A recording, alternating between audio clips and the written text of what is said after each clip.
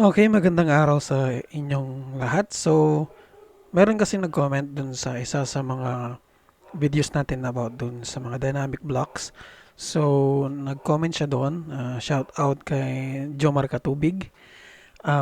Nag-comment siya doon na kung pwede daw is makapag-provide tayo ng tutorial ng dynamic block for Windows at yan yung ating gagawin for today.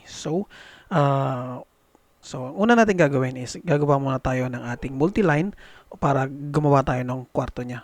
Yan yung gagawin na paglalagyan natin later on dun sa gagawin nating blocks. So, ML for the multiline. Yan.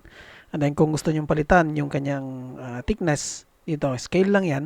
And then palitan natin kung gusto niyo 100 mm, yung kanyang thickness is 100 lang naman yan. Spacebar. And then i-click lang natin dito. So, naka-ortho na ako.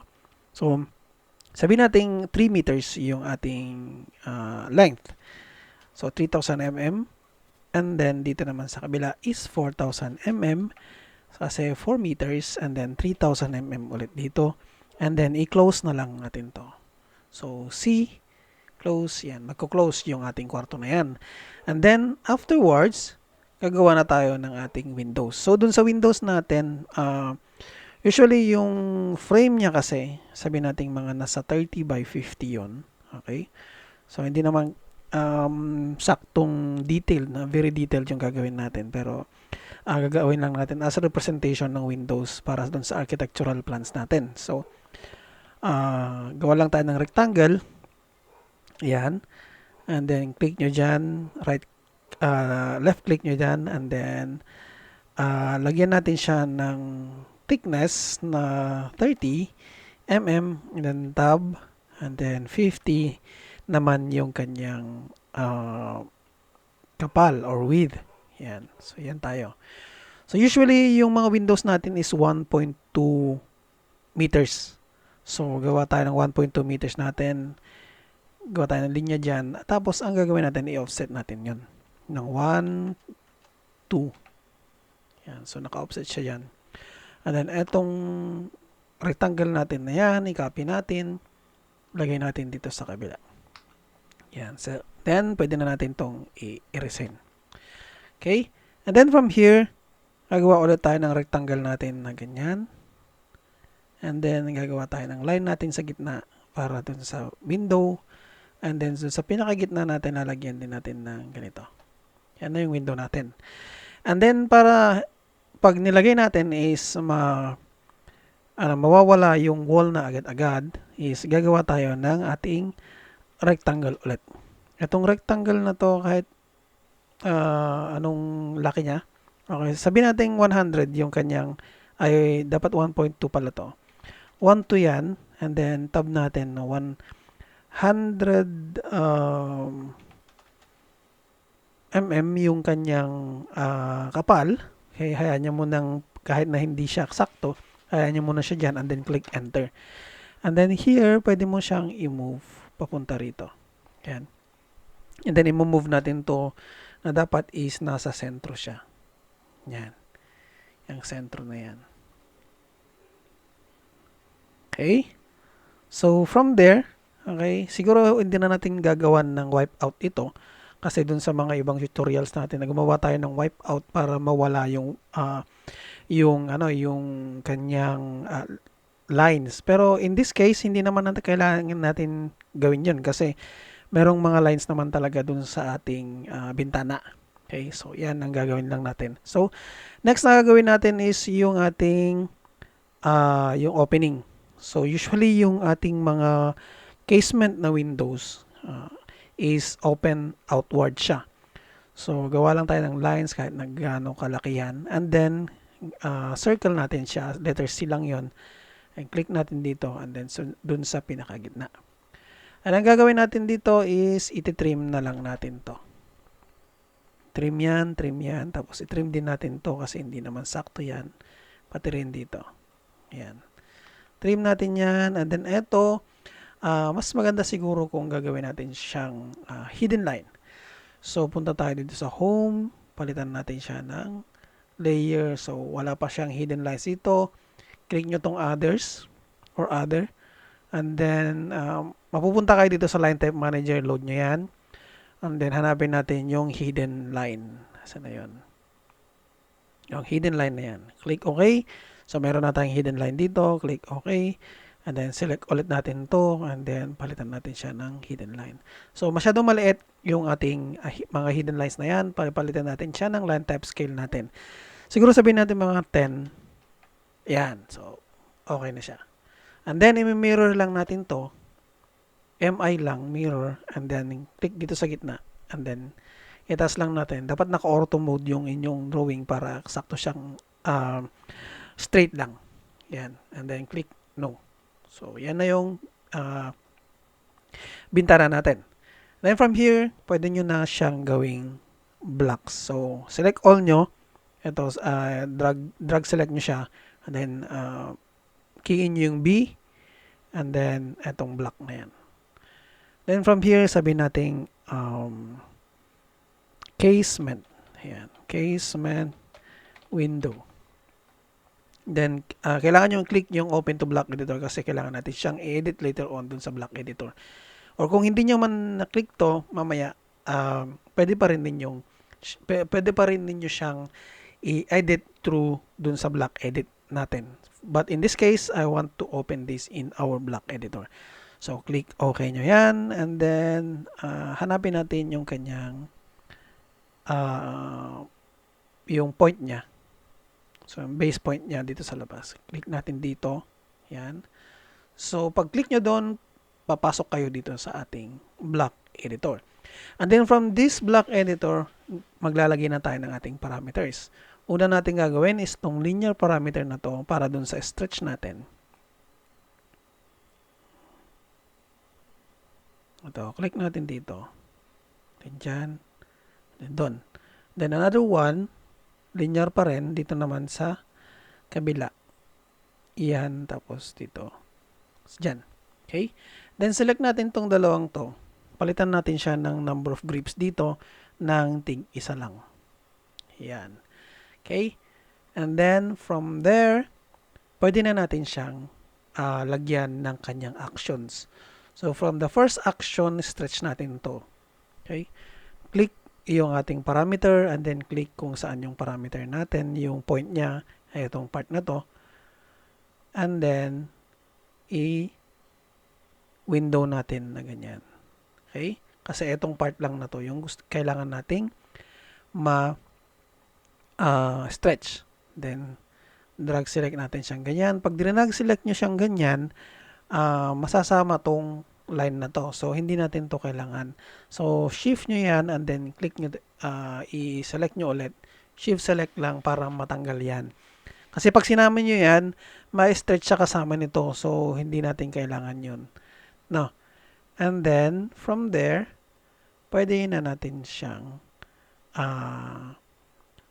i-close using yung spacebar natin. Yan, close na siya. And then, pwedeng click ito. Distance multiplier natin. Okay lang din. Okay. Ito. Okay. Pwedeng, ang gawin natin dito sa distance na to is pwede tayong maglagay ng incremental natin. Sabi natin 1.2 yung distance nito. So, yun yung maximum kasi ng bintana, 1.2. And then, papalitan natin siya ng mga 0.9 yung pinakamaliit. So, mag-increment tayo ng every 100 mm. And then, yung minimum niya is 900. Sabi natin 900. And yung distance maximum niya is 1.2. Yan. So, nakita nyo may mga linya-linya yan. So, kung ite-test natin yan, test block natin yan. Test block natin dito. So, pag lilitin natin siya, lumiliit yung ating bintana. Okay? So, yan yon. So, next na gagawin natin is etong linya na yan. Dapat gumigit na siya. So, close natin to. And then, stretch natin ulit. Select natin tong distance na yan. And then, click yung distance na to. And then, eto naman yung kukunin natin sa gitna. Yan. And then, select natin yung pinakagitna. Yan yun. Okay? And then, spacebar. Ngayon, dito sa pangalawang stretch na to, click natin to. Palitan natin yung distance multiplier niya ng 0.5. Kasi sa gitna nga. Okay, para matest natin yan, makita natin yan, test block ulit tayo. So, click natin to and then dapat kalahati siya lagi. So, nasa gitna siya. Yan. Yan. Tapos, yan. Okay? So, yun yung ating ginagawa. So, close ulit natin tong test block na yan. Ngayon, ang gagawin naman natin is i-scale natin to para pag hinahatak natin siya, liliit din siya. Okay? So, scale, select parameter natin itong distance na yan, and then select natin tong lahat ng object na yan. And spacebar. And then, test block natin. Tingnan natin kung tumatama siya. Ayan, pag pinalit natin siya, dapat tumilit din yan. Ayan. Ayan. Ayan. Okay? So, close ulit natin yan. Next naman na gagawin natin is dito sa part na to. Paano kung humaba naman to? Sabihin natin nasa 100 mm kasi nilagay natin dito. Paano kung 150 or 100, 200 yung thickness ng ating wall? So, dito naman, stretch lang ulit natin to. Stretch, then select etong parameter na to, and then select yung point na yan, and then drag natin yan papunta dito. Yan. And then select natin to, line na yan, saka yung distance na yan. Okay, and then spacebar, and then test block ulit tayo. Yan, pag click nyo to, dapat umahaba yan. Ayan, umahaba siya. Okay? Mahaba siya. Pero dapat sana nagsisentro din to. Itong wall, itong bintana mo na to kasi kuminsan laging nasa center yan eh. Okay? So close natin yan. Ang gagawin natin naman ngayon is gagawa tayo ng parameters ulit dito na point, itong point na yan, point. Then click natin dyan and then click natin dito. Yan yung position 1 na yan. Ngayon, punta tayo dito sa actions and then stretch ulit tayo. Click natin tong distance na to. Select natin to and then select natin tong frame na yan. And then, kailangan natin i-select to. Tapos, i-select natin lahat yan. Para pag nag-stretch siya, kasama siya doon. And then, space natin. And then, test block natin siya. Tingnan natin kung sasama siya doon sa sumasama siya. Okay? Pero may mali tayo dito. Hindi natin sinasama yung itong part na to. So, close, test block ulit natin yan. And then, click natin to. And then, action selection set. Modify natin yan. Then, select natin tong part na yan. And then, dito sa part na to. Kasi yan yung dating kinuha natin. Lang yan. And then, tatanungin niya dito, select object to add to action set or R to remove. Hindi naman tayo magre-remove. Mag-add lang tayo. So, select lang natin lahat to. Yan. And then, spacebar. And then, test block natin siya. So, from here, pag hinatak mo siya, nahatak din siya doon sa part na to. Okay? Dapat nagmo-move din siya. Para may mali doon. Dapat nagmo-move din itong lahat na to. Kaso pag binove mo siyang ganun, humahaba na rin to. Parang may mali na. Itong stretch na to.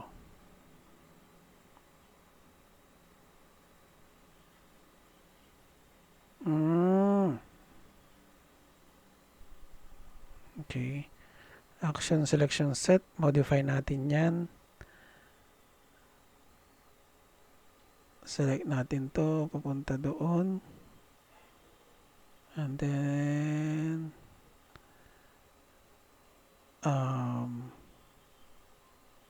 remove natin yung dalawang yan. ito lang yung kunin natin.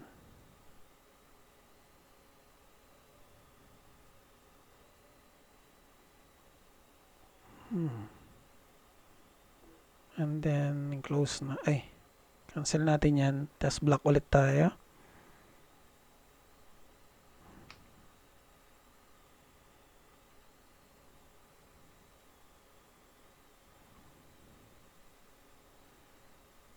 Bakit na-stretch na siya?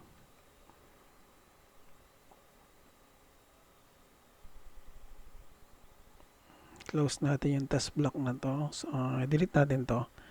Subukan natin siya ulit. Stretch. And select this. And this.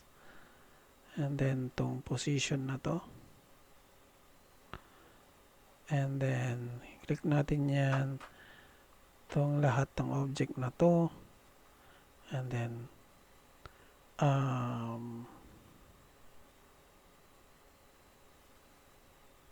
subukan natin select din yan. Spacebar and then test block natin siya. I-stretch talaga pati yung kanyang itong ano na to. Siguro mas maganda kung itong part na to delete natin yan. Stretch natin.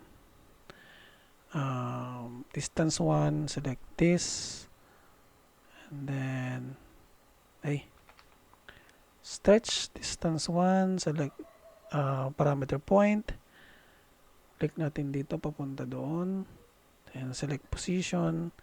Select all this. Yan. And then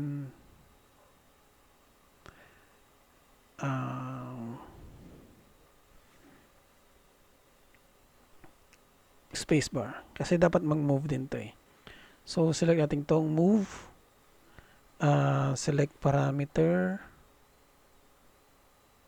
Itong distance na yan. Parameter point. Yan. And then, select object. Yan. Then, test block ulit natin siya. Tingnan natin kung mag-move yan. Yun. Pero, hindi na nagsesentro itong isa. Okay, itong position nung isa. So, close natin yan. Punta tayo dito sa isa, multiplier niya 1. Itong isa is multiplier niya dapat is 0.5. Okay, test ulit natin yan. Click natin dito. Iyon.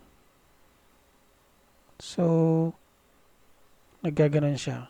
So, close ulit natin siya para maging multiplier nito is 0.5 din. Itong part na to, itong move na to. Ayan. Dapat ang multiplier din nito is 0.5. Para pares sila. Okay, test block natin. Ayan. Click nyo yan. Okay. So, nagsasama na silang ganun. Okay. So, wala naman tayong mga frame na ganyan o mga wall na ganyan, di ba? So, usually mga nasa 100, 150, or 200 lang naman yung incremental ng ating wall. So, ang gagawin natin dyan is close natin to. Click natin tong itong distance na to. Click natin yan.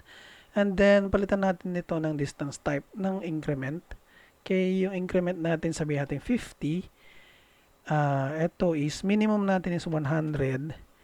And then, maximum natin is 200. Okay? Click enter. So, yan na yung ating mga incremental. So, pag tinest natin yan, pag click natin dito, nagkiklik na siya. Agad-agad. Ganyan siya. So, close. Test block na natin yan ngayon. And then, ang isa pang gagawin natin dito is yung ating alignment. So, punta tayo dito sa parameters, click alignment natin, and then kailangan natin dito sa gitna kasi. So, i-click natin or i-key natin yung M2P, 2P, meaning midpoint o mid of 2 points. Yun ibig sabihin yan, spacebar. And then, yung first point natin yan. And then, second point natin dito. And then, dito sa right side. Dapat nasa taas yan eh. naka-point down yung arrow niya dapat. Oh, mali. So, ulitin natin siya. Alignment, M2P, space, itong part na yan, saka part dito, and then, click natin dito sa left side. Yon, so, nakataas na siya. And then, ang gagawin ulit natin is, gagawa din tayo ng ating flip. Ito, flip. Ang flip lang naman ito is dito sa kabila. Okay, so, ang flip natin dito is yung nasa gitna nito. So, click natin dito, and then papunta doon, and then ilagay natin dito. So, yan yung flip natin. Kasi pag tinest-block natin yan, kahit na-flip natin kasi sa both sides na to, hindi naman magpares lang naman yung tsura niyan. Pero, pag flip natin siya, may nakalimutan tayo. Kailangan natin maglagay ng actions, flip, select yung ating parameter, yan, and then select natin all objects. Then spacebar, and then test block ulit natin. And then click natin dito, makikita nyo may flip na siya doon. So pag flip niyan, mag-flip lang siya up and down. Kasi pag nilagyan na ulit natin ng flip na kabilaan, hindi naman magbabago yon, di ba? So ganun lang. Okay, so close test block natin and close block editor natin. Save na natin siya. Yan. And from there, para mabago or kung hindi nagbabago yung block dito, erase nyo lang yan. And then, insert nyo ulit siya as block editor. Yan. So, dito na yan. Ayan. So, ito na yung ating window. So, pag minove nyo to, so masama yan dito sa wall. Ayan. Dito din sa kabila. Ayan. And din sa kabila. Okay, dito pala. Ayan. So, ganyan yung ating bintana. Since ito is nasa labas dapat, click nyo lang yun din yun. Okay? Kung gusto nyo gumawa ng sliding window, so, gawin nyo lang is tanggalin nyo lang tong yung ating casement na to, yung swing na yan. Okay? So, that's it yung sa ating tutorial for the casement window. And hopefully, na-answer ko yung question or yung request ng ating ng comment sa ating isang video. Salamat and have a good day everyone.